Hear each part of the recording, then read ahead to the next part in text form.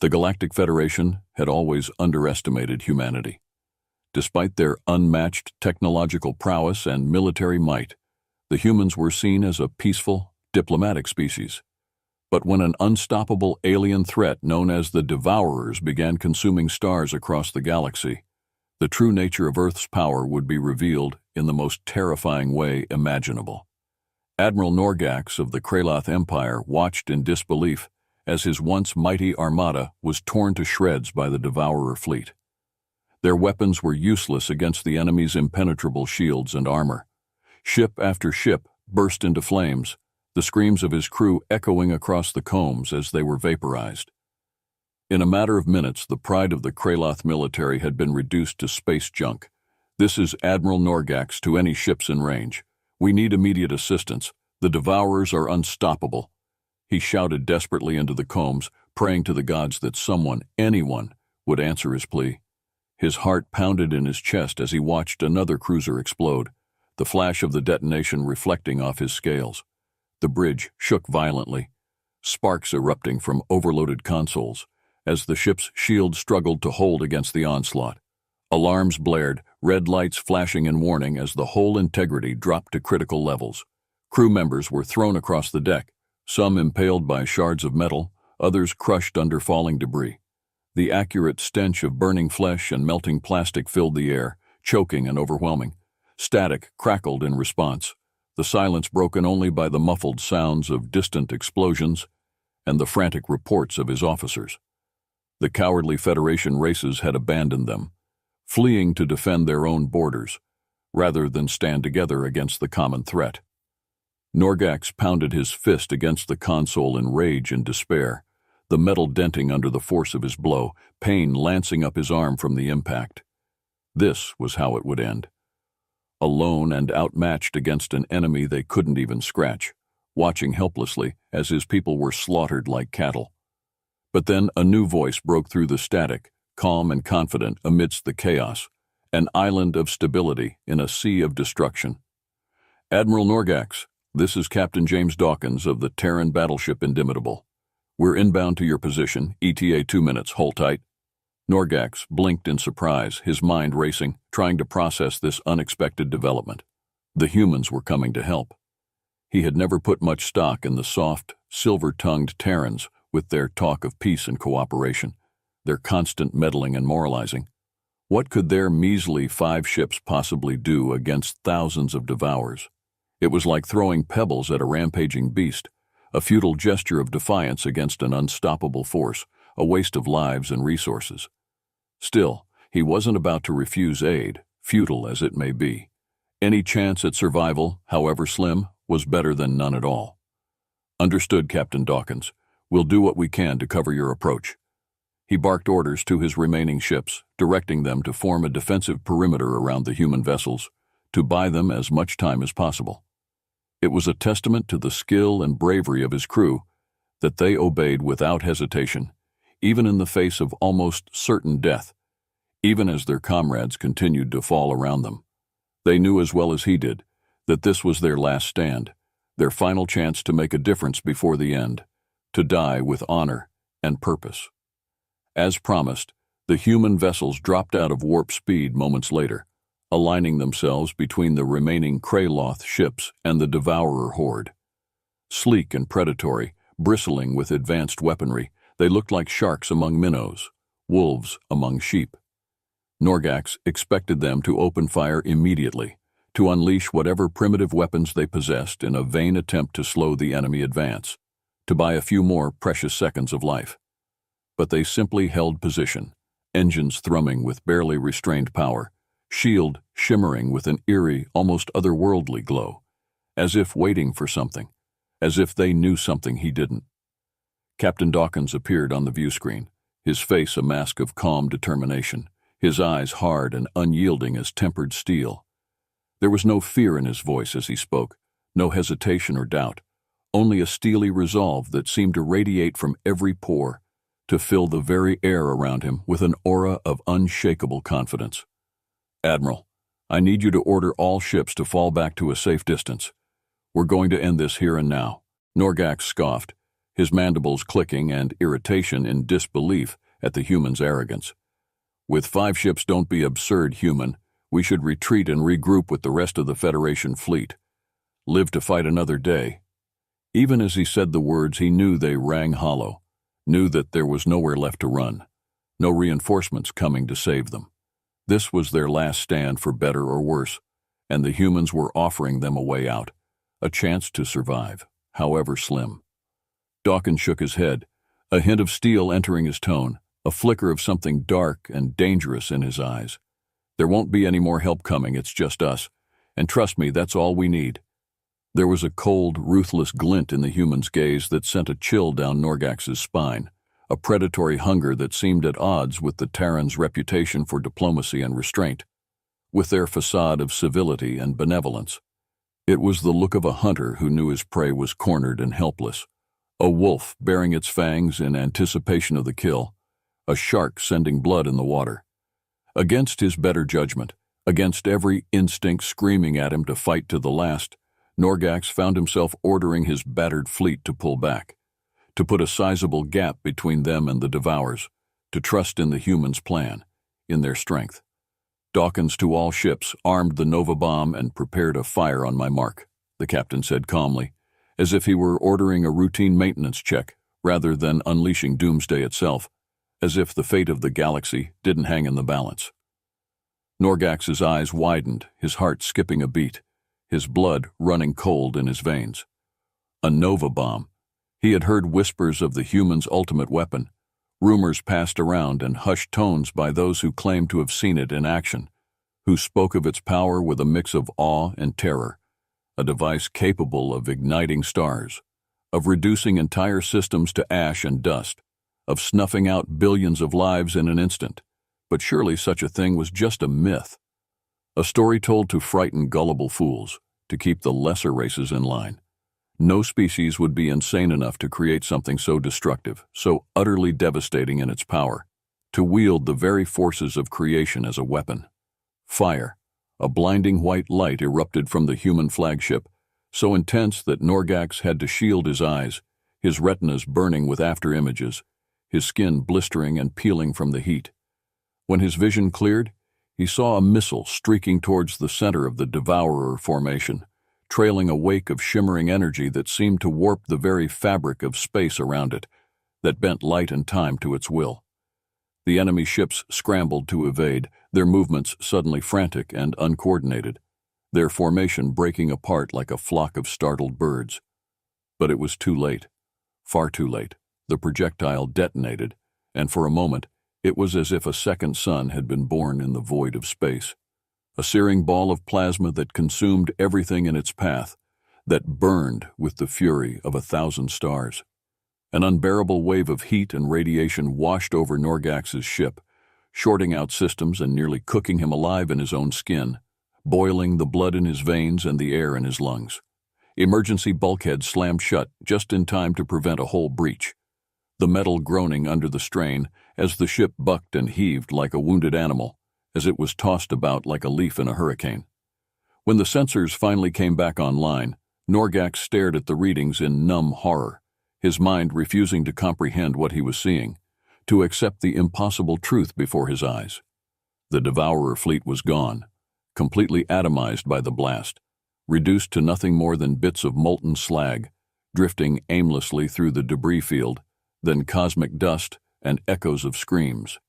In the space of a single instant, the humans had accomplished what the combined military might of a dozen races had failed to do, wiping out an enemy that had seemed invincible just moments before, that had brought the galaxy to its knees.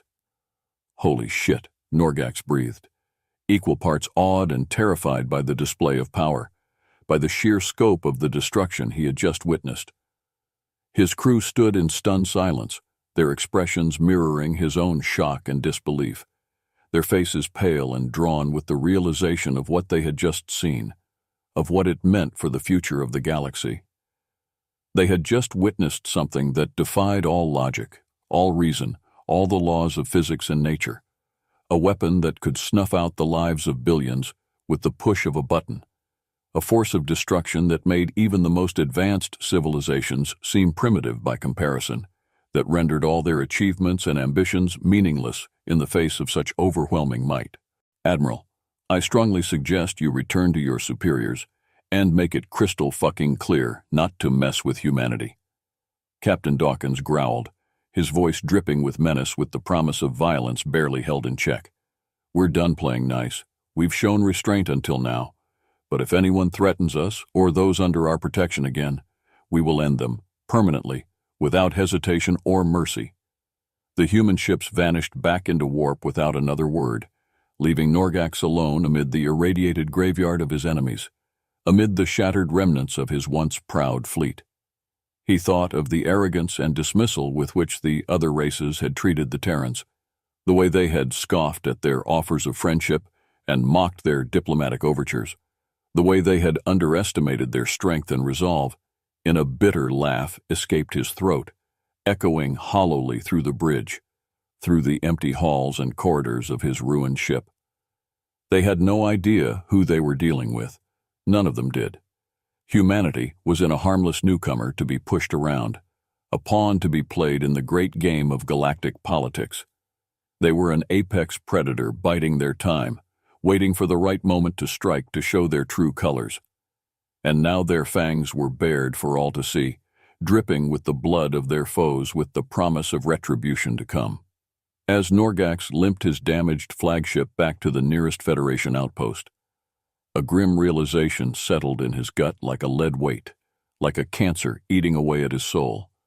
The humans didn't avoid war because they were weak, because they lacked the stomach for violence and conquest. They avoided it because it would be too easy for them to win, because they could crush any opposition with a mere fraction of their true strength. And gods helped the poor bastards who gave them a reason to remind the galaxy of that fact, who provoked them into unleashing the full might of their arsenal. The debriefing was a solemn affair, as Norgax recounted the horrific might of the human Novobomb before the Federation Council, as he described the carnage and devastation he had witnessed firsthand. The representatives of various races murmured and shifted uneasily, growing more alarmed with each detail, with each word that fell from his lips like a hammer blow. By the time he had finished, even the most militant species looked ready to sue for peace at any cost, their bravado and bluster evaporating like mist in the sun, like shadows before the light of truth. "We are so fucked," General Crox of the Vorak Empire muttered, his craggy face pale and drawn, his eyes haunted by the specter of annihilation. "If the humans wanted to conquer us, there's not a damn thing we could do to stop them. They could wipe us out with a single shot, and there wouldn't even be ashes left to bury, dust to mourn. What I want to know is why," Chancellor Voss asked, his brow furrowed in confusion and concern, his voice trembling with barely suppressed fear. "If they possess such devastating weaponry, why not use it before now? Why let themselves be seen as weak as pushovers to be exploited and manipulated?" The Terran ambassador, a tall, broad-shouldered man with piercing blue eyes, rose from his seat, his movements fluid and graceful, his presence commanding the attention of all present. He surveyed the room, his gaze lingering on each representative in turn, as if he could see into their very souls, laying bare their deepest fears and doubts, their darkest secrets and desires. When he spoke, his voice was deep and resonant, rich with the weight of history and the wisdom of ages, with the quiet confidence of one who knows his words will be heeded. "Because we learned the hard way that war is hell," he said, his expression somber and grave, his eyes distant with the memory of horrors past. "We lost billions to our own savagery before we finally broke the cycle, before we realized the futility and madness of our ways. Cities reduced to rubble, entire continents laid waste by the weapons we created, the monsters we unleashed in our quest for power and dominion. But we never forgot how to fight, how to kill. We just chose not to find a better way." He leaned forward, bracing his hands on the table, the muscles in his forearms flexing with barely contained strength, with the coiled power of a predator ready to strike. "Humanity has always known that our greatest strength is also our greatest weakness, our greatest temptation, and our greatest curse. Our capacity for violence is matched only by our capacity for restraint, for mercy and compassion. We do not seek war, do not glory in death and destruction. But if you force our hand, if you threaten our people or our way of life, we will end it. Swiftly and decisively, without hesitation or regret, the ambassador straightened his expression, hardening into a mask of resolve, into a visage of implacable determination. Let me be clear, we are not conquerors or tyrants. We do not desire to rule over others, to bend them to our will or crush them beneath our heel.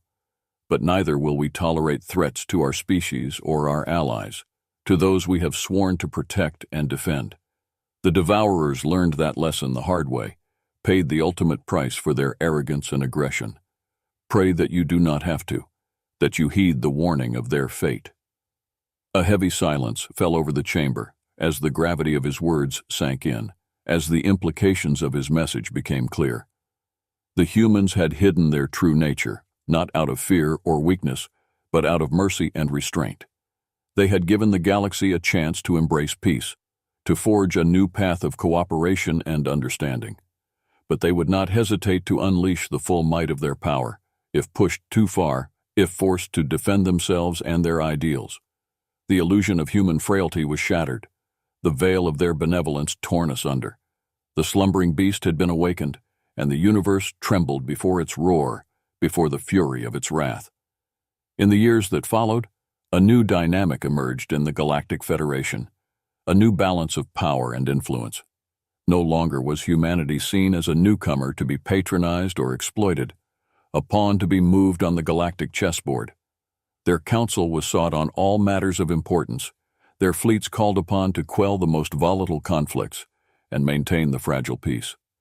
Some races resented the shift in power, their pride bristling at the thought of being beholden to the upstart Terrans, of acknowledging their superiority and might. But none dared challenge it openly, not after the devastation they had witnessed, the horrors they had seen unleashed. The memory of the Nova bomb lingered in every mind, a stark reminder of the consequences of defiance, of the price of hubris. Under humanity's watchful eye, a new era of peace and prosperity settled across the stars. A golden age of discovery and enlightenment. Trade flourished as old rivalries were set aside in favor of cooperation. The flow of goods and ideas, linking the once disparate corners of the galaxy, the bonds of commerce and culture binding them together. Scientific breakthroughs accelerated as the brightest minds from each species collaborated on projects that had once seemed impossible. Their efforts fueled by a shared desire to unlock the secrets of the universe, to push the boundaries of knowledge and understanding. And though the specter of human wrath loomed large in the collective psyche of the galaxy, it was tempered by an even greater respect for their mercy and restraint, for the nobility of their character and the purity of their ideals.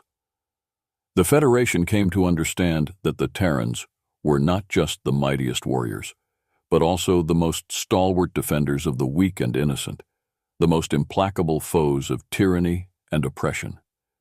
They were the shield that guarded the realms of the righteous, the sword that struck down the wicked and the corrupt, the beacon that lit the way to a brighter future.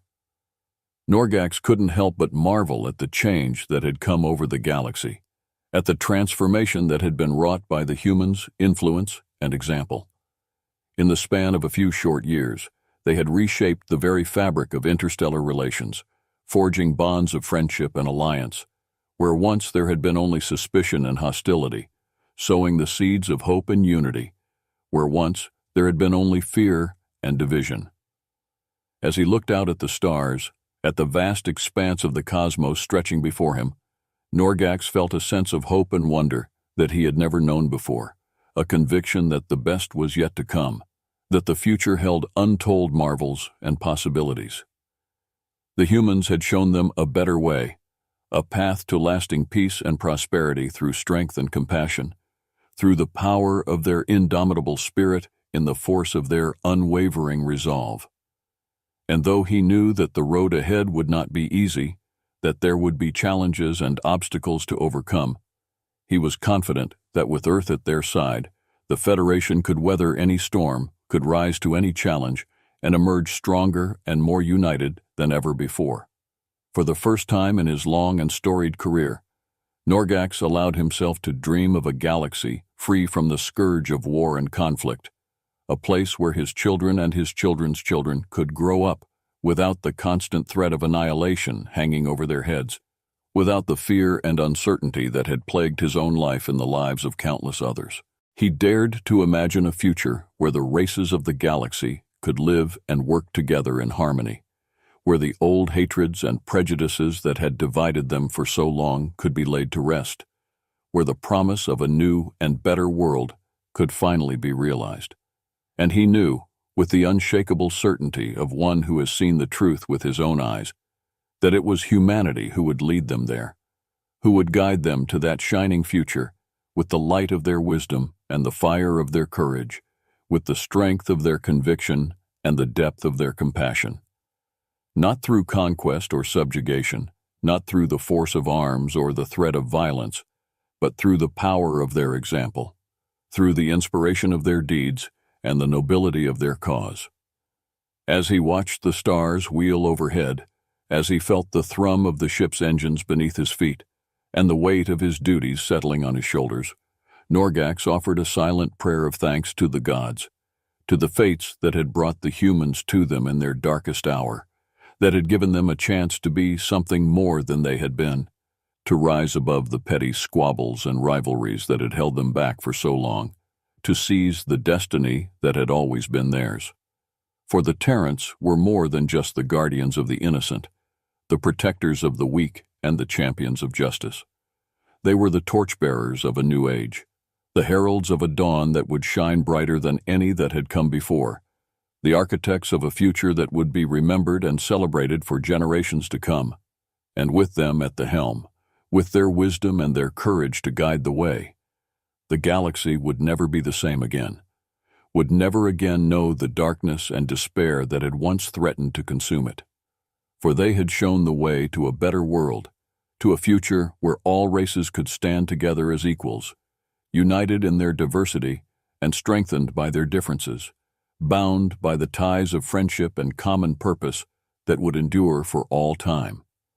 As Norgax looked out at the vast expanse of the galaxy, at the countless worlds and civilizations that called it home, he knew that there was no force in the universe that could stand against them, no power that could threaten the peace and prosperity that they had worked so hard to build, not as long as they had humanity by their side, not as long as they held fast to the ideals and the values that had brought them this far, that had seen them through the darkest of times and the greatest of trials.